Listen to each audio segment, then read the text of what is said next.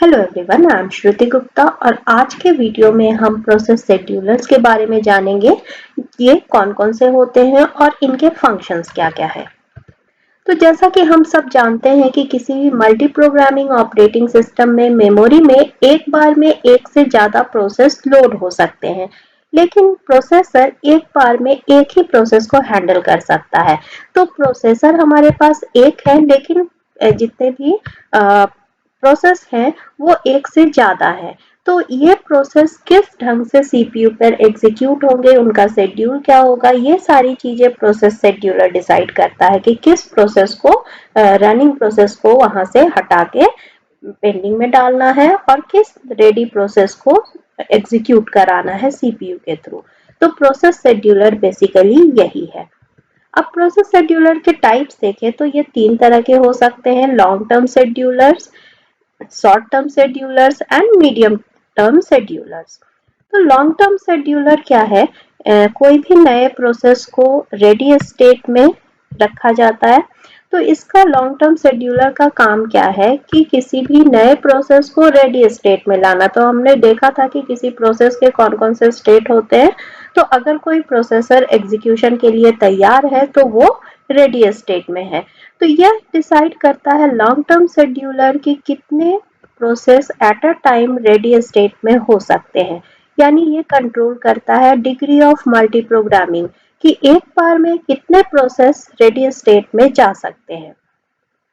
तो इस तरीके से लॉन्ग टर्म शेड्यूलर सेलेक्ट करता है किसी भी इनपुट आउटपुट या सीपीयू बाउंड प्रोसेस को। इनपुट आउटपुट बाउंड प्रोसेस क्या होते हैं? ऐसे प्रोसेस जो इनपुट या आउटपुट के लिए वेट कर रहे हो। सीपीयू बाउंड प्रोसेस क्या है?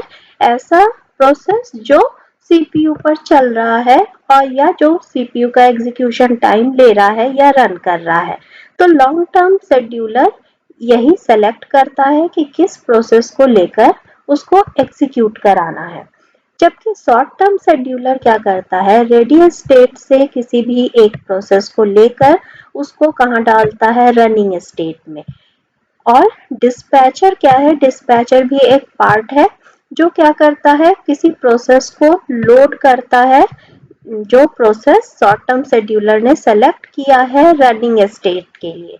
यानी कौन सा प्रोसेस सीपीयू को पर एग्जीक्यूट होगा, डिस्पैचर उसको लोड करता है और उसके कॉन्टेक्स्ट को डिस्पैचर ही हैंडल करता है।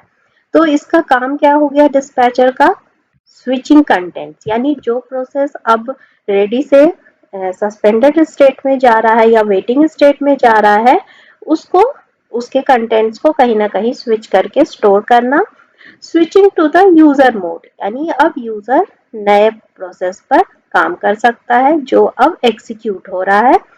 Jumping to the proper location to the newly loaded program, यानी जो न्यूली लोडेड प्रोग्राम है उसका इंस्ट्रक्शंस कहाँ है, क्या है, उस पर जंप करना। तो इस तरीके से शॉर्ट टर्म शेड्यूलर का काम क्या है? ये रेडी क्यू से किसी एक प्रोसेस को सेलेक्ट करना। तो यहाँ हम देखें तो यहाँ लॉन्ग टर्म शेड्यूलर का काम क्या है? जॉब पूल से सेलेक्ट करके उसको कहाँ ले जाना? रेडी क्यू में। ठीक है, यानी long term scheduler job pool से जितने भी प्रोसेस हैं उनमें से सेलेक्ट करके रेडी क्यू बनाता है कि कौन कौन सा प्रोसेस ऐसा है जो एग्जीक्यूशन के लिए तैयार है। जबकि शॉर्ट टर्म शेड्यूलर क्या करता है? इस रेडी क्यू में से किसी एक प्रोसेस को वो सेलेक्ट करके किसको देगा? सीपीयू को, ताकि वो एग्जीक्यूट हो सके और फिर सीपीयू से वो वापस वेटिंग क्यू में जा सके। अगर वो इनपुट आउटपुट बाउंड प्रोसेस है तो वो वापस वेटिंग क्यू में जाएगा और फिर वहां से वापस कहाँ जाएगा? रेडी क्यू में। तो इस तरीके से ये दो शेड्यूलर्स होते हैं और फाइनली जब प्रोसेस कंप्लीट हो जाता है तो वो क्या होगा? सीपीयू से एग्जिट हो जाएगा। तो इन दोनों शेड्यूलर के अलावा हमारे पास एक और शेड्यूलर होता है जिसे मीडियम टर्म शेड्यूलर कहते हैं। तो मीडियम टर्म शेड्यूलर क्या है? यह रिस्पॉन्सिबल होता है suspending and resuming the process. तो कोई प्रोसेस जब सस्पेंडेड स्टेट में जाता है तो ऐसा नहीं है कि वो हमेशा के लिए सस्पेंडेड स्टेट में रहता है, वो वापस रिज्यूम करता है। तो मीडियम टर्म शेड्यूलर का काम यही है, swapping and moving the process from main memory to disk। अगर कोई प्रोसेस ऐसा है जो सस्पेंडेड स्टेट में है तो हमें फिर भी उसे मेन मेमोरी में कुछ स्पेस देना पड़ेगा। लेकिन अगर हम चाहें कि कोई ऐसा प्रोसेस जो अभी सस्पेंडेड स्टेट में है उसको हम मेन मेमोरी में नहीं रखें, वो कहाँ रहे, डिस्क में रहे या किसी भी सेकेंडरी डिवाइस में रहे, तो ये मीडियम टर्म शेड्यूलर यही करता है कि प्रोसेस को मेन मेमोरी से वापस डिस्क में ले जाता है और जब भी वो प्रोसेस वापस से रिज्यूम करना होता है उस प्रोसेस के को वापस डिस्क से मेन मेमोरी में लाता है। तो इस तरीके से ये मेमोरी को भी मैनेज करता है और अननेसेसरी मेन मेमोरी जो ऑक्यूपाई है उसको फ्री करता है। तो मीडियम टर्म शेड्यूलर का काम यही होता है।